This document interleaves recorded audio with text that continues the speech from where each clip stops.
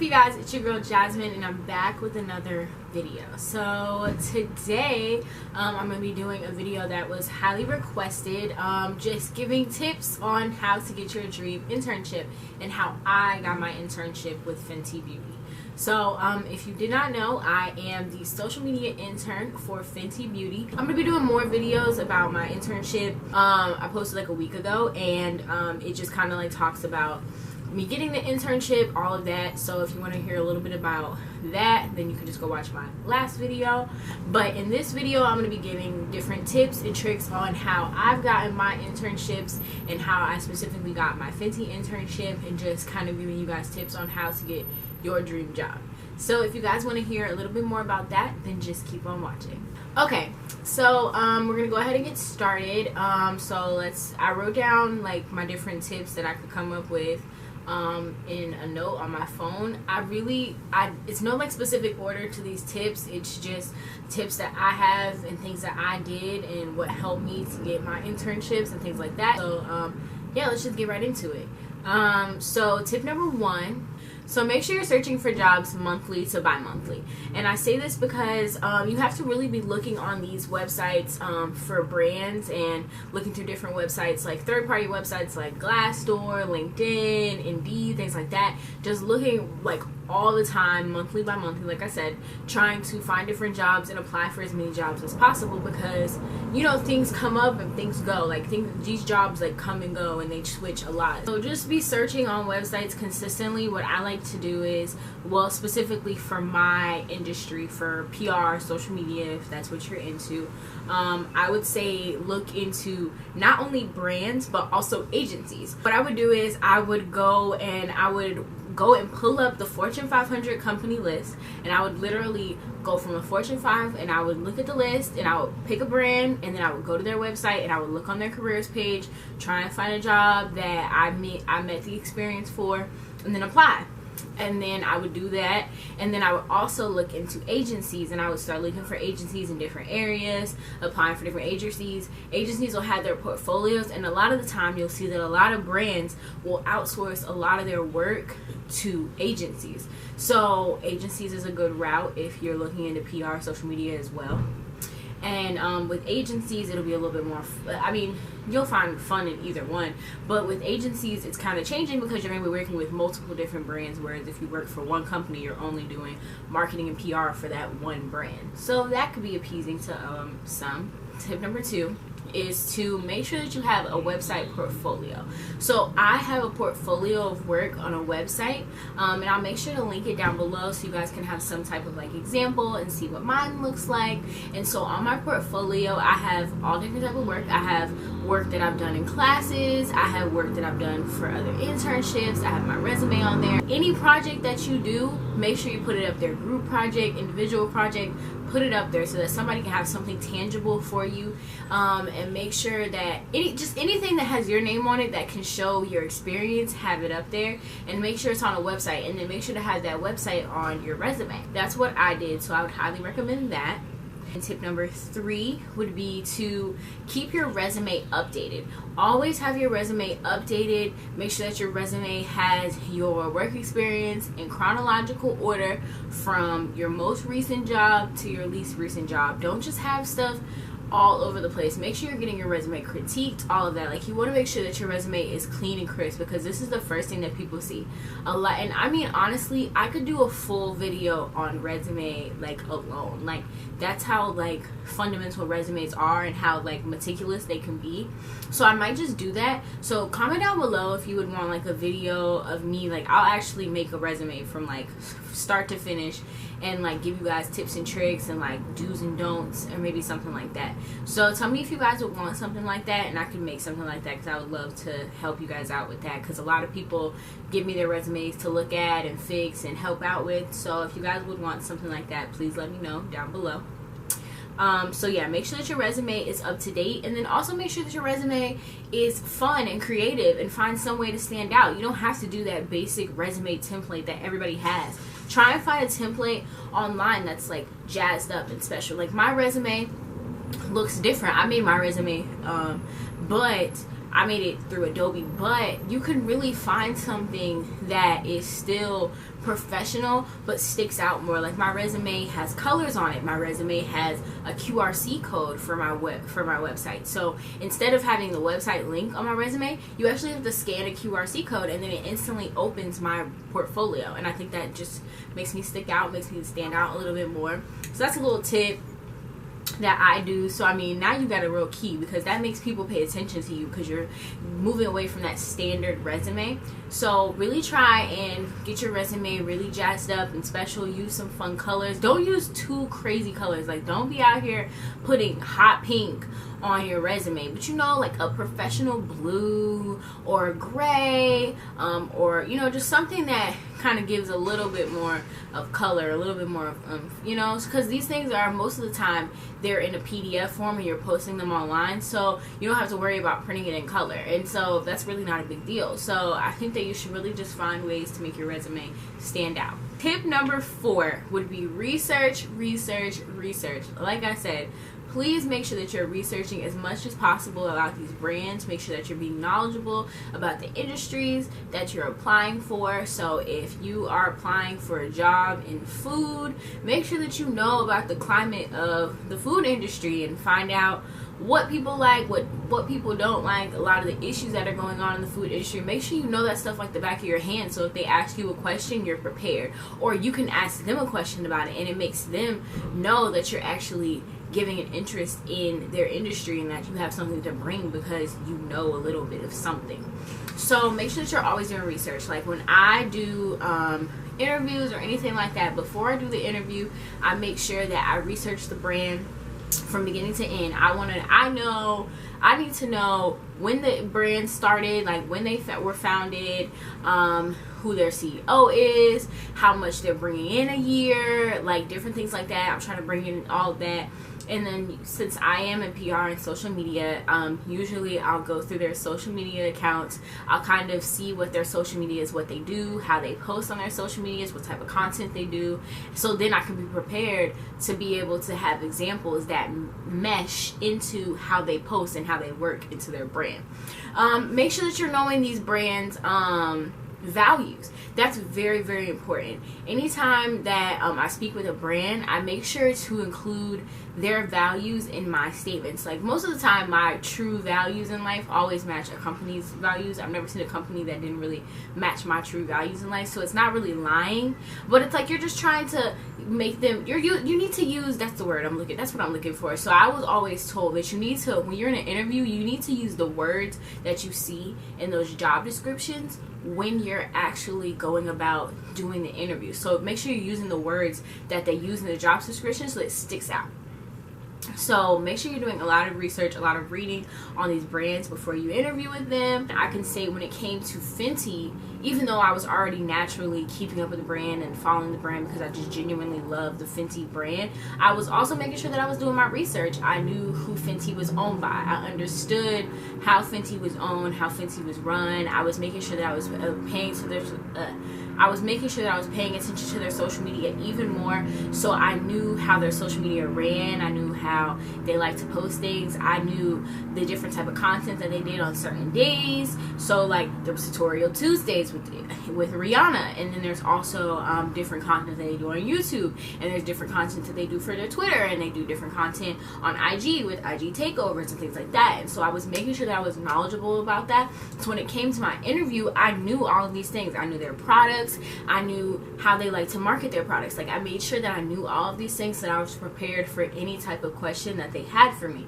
And so they liked that because I was always on the ball. I was always persistent, and I was always ahead of the ball because I knew what I was talking about. One, because I just have a passion for makeup, and I also love the brand, but I also am always on my stuff enough to be able to be prepared. So that makes sense? I hope that makes sense.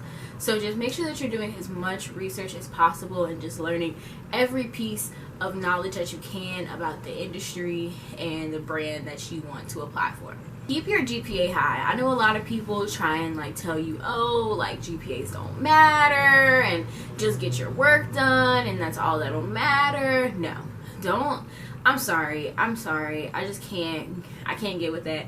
you need to care about your GPA, because at the end of the day, a lot of people don't even let you apply for internships if you don't have like a 3.0 to a 3.5. Like, I'm pretty sure Exxon Mobil, which is the #1 company on Fortune 5, requires a 3.5 to even get an internship with them. So it's really important that you have a high GPA. I graduated with a 3.69. So you need to make sure, and I was so close to a 3.75, but that's besides the point. But yes, you need to make sure that you're keeping your GPA high. Don't settle for C's, okay? I never got a C at any of my classes at A&T. I never received a C. I always got a B or above. Do not settle for C's and D's and say, oh, like that's just going to give me the degree, because it'll get you the degree, but it won't get you the job, and it won't get you the internship, because you're just doing the bare minimum. And no company wants to see somebody who's just doing the bare minimum. They want to see somebody who's going to go above and beyond, because if you won't even go above and beyond for your classwork, what makes you think that they're going to think that you will go above and beyond for your actual work? So it really matters. GPA matters. It's very important. No, GPA does not signify how smart you are. And you know, some people just don't test well, but you really have to try hard, and you really have to care about your GPA, because it's the first thing that people look at, and it sucks, but it's just what it is, and you got to keep that GPA high. Just in my personal opinion, I feel like GPA matters. Be active on campus. I was a part of a lot of clubs. I also had a job on campus. I was a new student. I was an Aggie Success Leader for new student programs on my campus, and then I also was a part of clubs and mentoring and different things like that while also at A&T. So make sure that you're being active on campus, because it plays a part for when it's time for you to talk in your interviews. They're asking you how you work with groups, and so if you don't want to use a classroom group work example, you can say, well, when I worked at this job, I did so, so, and so.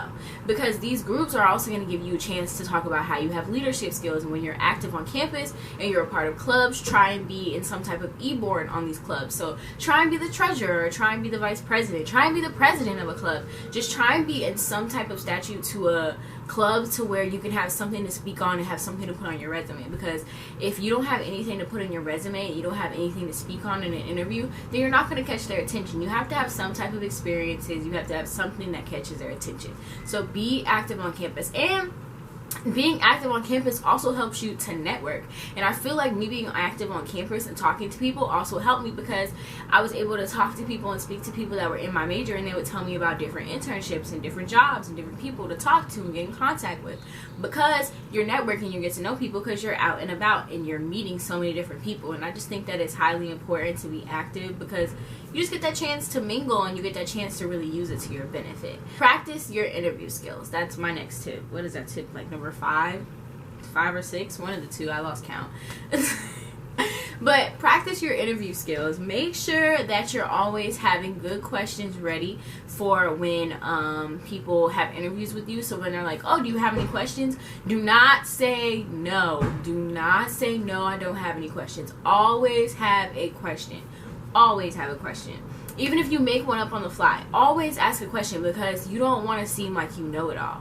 So you want to make sure that you have something to ask. So I have like a list of questions that are like loaded up in my head to always ask. And so to make sure that they're like really good, elaborate questions that make the interviewer think, because if you have to make them think, then it really helps. So for example, a question I like to ask is, because I mean, these are important questions to know as well. So usually I'll ask, how does promotion work? Is there a chance for promotion? What is your favorite thing about working for the brand? How does your brand diversify itself from its competitors? And then most of the time I'll know specifics about the industry, so I'll ask specifics about the industry. So say you were working in the food industry, and you ask them, like, you know, a lot of people are working into veganism and working into being in vegetarianism. How are you guys combating that? Things like that. Asking different things that makes them think, that sparks their mind. Also, make sure that you're using the STAR method when you are asking and answering questions. So when they ask you a question, use the STAR method. You can Google the STAR method, or I can just tell you right now. So the STAR method is situation, task, action, and results. So what you'll do is they'll be like, tell me a time when you were in a group and you had to deal with conflict. So you'll tell the situation, then you'll tell the task. So you'll be like, we had a project to do so-and-so. The task was to do so-and-so. The action was to do so-and-so. We did this, and then the results was we got an A. And you can definitely Google the STAR method. That is a common way that people like to answer questions for interviews and stuff like that. So make sure to check into the STAR method. Get as much experience as possible. Try and do as much as you can in your industry as possible. If that means making flyers for a club or making logos just because, like if you're just sitting in your room not doing nothing, make a logo so then you can put it on your portfolio. Do something. Just make something, create something, get as much experience as possible. Try and do freelance on the side. Try and find little internships in your city. You know, you don't have to get these big magnificent like internships during the summer. Like, try and find little jobs while you're in your actual city where your college is. Just try and get as much experience as possible that you can put on your resume and on your portfolio, so that it shows that you're multidimensional and that you can kind of move and finagle. Which moves me into my next point, my last point. I feel like this is my last tip that I really have, is to be multidimensional. Make sure that you are the one-stop shop. I try and make myself a one-stop shop. I know how to write. I know how to edit videos. I know how to create content. So I know Adobe Photoshop, Illustrator, and InDesign. And I make sure that I learn all these things. I learned all these things on my own. I actually 100% learned all these things through YouTube and Googling and everything like that. Just make sure that you're doing things so that you can make yourself like fit into multiple places. So I can do multiple jobs because I've given myself experiences in multiple different, like multiple positions, and I've made myself learn different things in my industry so that I won't be stuck in one job. So if you only learn how to do social media and you don't know how to do anything else, like you're always going to be stuck having to do social media. But since I know how to do everything, I can kind of jump into multiple positions because I know how to do everything. And I think that that is something that's very, very important, is making yourself multidimensional, making yourself be able to kind of jump into different areas. And so I think if you're able to do that, that would be great. Just make sure you're learning different softwares that are important or specific to your industry. So for my industry, it's obviously Adobe's and your Final Cuts and things like that. So if you are a PR or marketing student, you need to know Adobe Creative Suite. I feel like there's no ifs, ands, or buts about it. You need to be at least beginner status, intermediate status on these like different like things, so that you know how to do them, so that you know the background. Because even if you end up being, if you want to do content strategy, or if you want to create campaigns for a brand, but if you know how to edit and you know how to take pictures and you know how to create flyers, when it's time to go through those processes of creating video content or getting pictures done, you can help and assist because you know as well. So if you think a picture needs more lighting, you'll understand because you understand how to take photos. So just make sure that you're giving yourself some type of way to be multidimensional, because it always helps to know more than to know less. The more you know, the better. Learn multiple different things, and when you do that, then you find multiple passions. Like I knew that I like to create, but I didn't know that I was going to be as interested in graphic design as I am, and it's one of my favorite things that I do now. And I'm so happy that I learned Adobe, because now I can do that, and I have so much fun creating my thumbnails and creating different things and different content for all the jobs that I do. And I can do freelance work on the side whenever I want. I've had people hit me up to make them logos and flyers and all types of stuff like that, and it just helps in the end. So I totally 110% recommend that. So yeah, so that's all the tips that I have. Hopefully I didn't miss anything. If I do, maybe I'll add it in another video and get ready with me or something like that. But if you have any more questions, or if you guys want to know anything else about me and my career path, or any more tips or any more video ideas that you guys really want from me to speak on, just please let me know in the comments down below, or you can message me on any of my social medias. I'll make sure to have my social medias pop up like right about here, something like that. But yeah, so make sure you guys go and watch my last video, and thank you guys so much for watching this video, and thank you guys so much for all the support and all the love. I know a lot of you guys might be from my Twitter or my Instagram or something like like that so you guys know about my internship. And I just really genuinely appreciate all the support. I'm in such a positive place and I feel so extremely blessed and fulfilled right now in my life, and I just can't wait to see what my future is gonna hold. So I can't wait to see you guys in my next video, and thank you guys so much for watching.